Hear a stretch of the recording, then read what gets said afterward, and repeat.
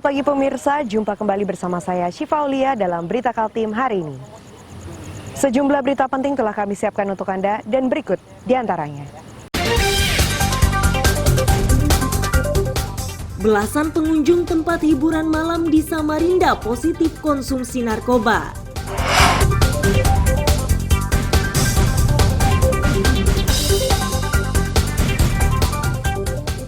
Di segmen 2, selain terdapat rangkaian peristiwa sepekan, juga ada makanan ringan yang enak dan gurih bernama kerupuk belida.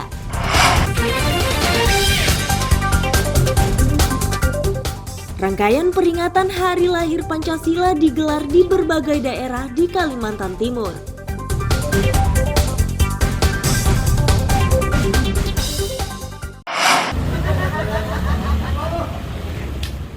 Tempat hiburan malam di Jalan Gatot Subroto ini Rabu malam menjadi salah satu lokasi yang disasar petugas Badan Narkotika Nasional Kota. Pengunjung satu persatu harus menjalani pemeriksaan urin.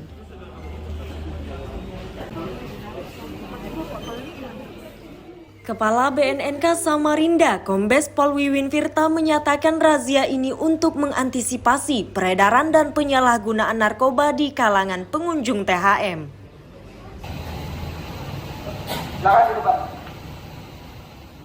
Lebih 150 pengunjung yang menjalani tes urin.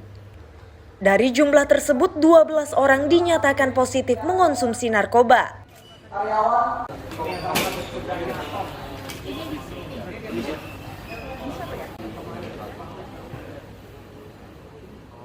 Kita sekaligus laksanakan sosialisasi kepada para pengunjung, karyawan, dan para pemandu lagu yang ada di tempat hiburan malam. Dan kita juga langsung melaksanakan uji sampling tes urin dari 150 yang kita periksa. Ditemukan positif 12 orang jenis sabu-sabu dan narkoba ini. Jadi yang positif 12 orang ini kita bawa ke kantor untuk diperiksa lebih lanjut.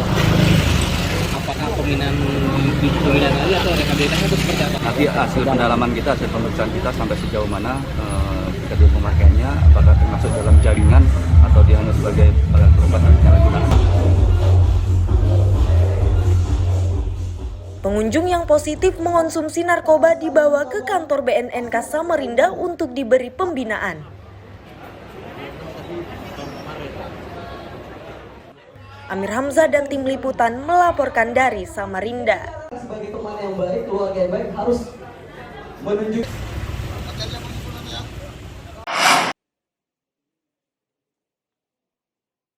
Pria asal Sangkulirang, Kutai Timur ini ditangkap polisi usai menghabisi rekannya sendiri berinisial M. M dibunuh menggunakan senjata tajam di tempat keduanya pesta miras di sebuah kebun kelapa sawit pada Minggu sore 28 Mei 2023.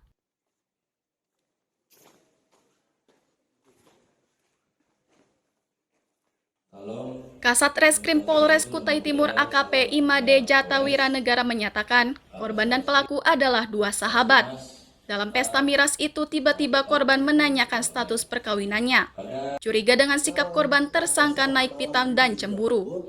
Korban yang saat itu tengah menikmati miras dihabisi dengan menggunakan senjata tajam.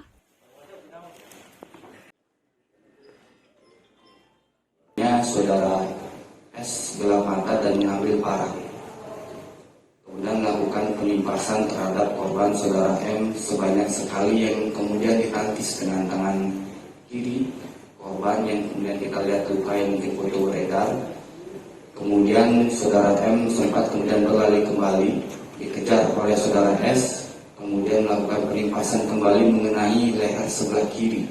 Akhirnya yang menyebabkan saudara M ini tersungkur ke bawah, tersungkur ke tanah, kemudian kembali dilakukan penimpasan oleh saudara S yang kemudian mengakibatkan saudara M meninggal dunia di tempat.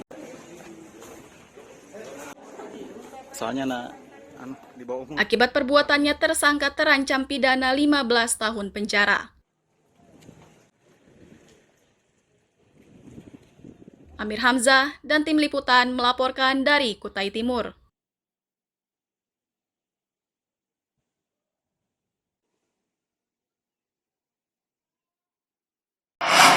Anjingnya jualan. Dermaga inilah yang disiapkan saat jembatan penyeberangan Sambaliung Tanjung Redep diperbaiki. Jembatan ini akan dimanfaatkan oleh pengendara sepeda motor saat naik dan turun dari kapal penyeberangan. Warga meminta fisik jembatan diperkuat guna mengantisipasi kejadian luar biasa. Warga tidak menghendaki jembatan ini akan mencelakakan mereka.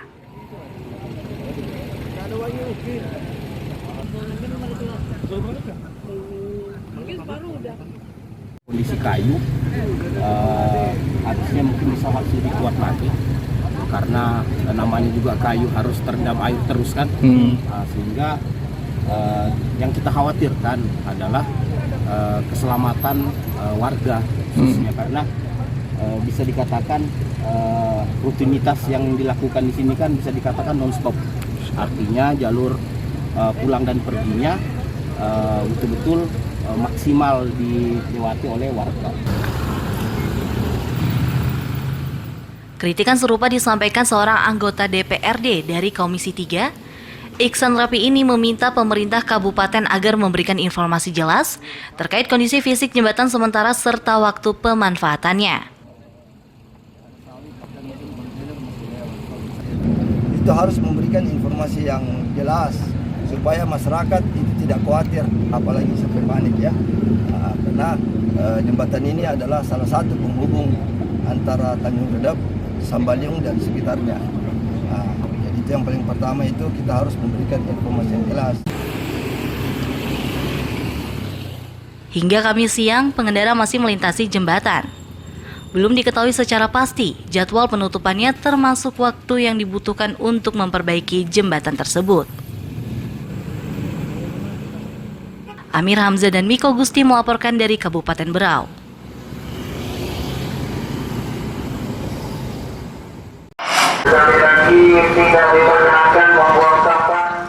Menggunakan pengeras suara, tim kebersihan dari Dinas Lingkungan Hidup memberitahu kepada warga agar tidak lagi membuang sampah di siang hari. Ini dilakukan karena kesadaran warga untuk membuang sampah sesuai ketentuan mulai mengendur. Akibatnya di beberapa tempat ditemukan tumpukan sampah di siang hari.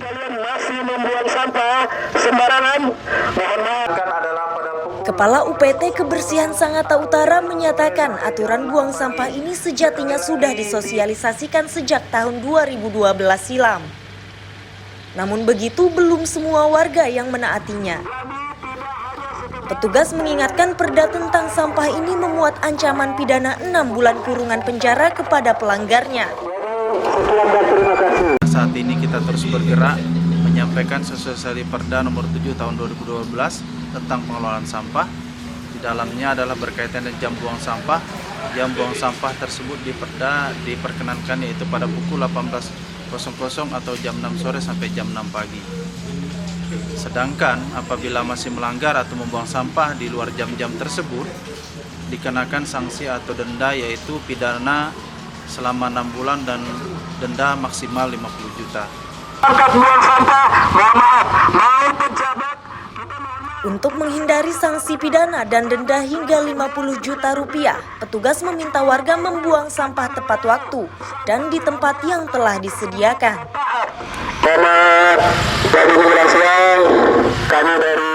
Amir Hamzah dan tim liputan melaporkan dari Kutai Timur. Kebersihan Sangatta harus selalu dilakukan sehingga Kutai Timur bisa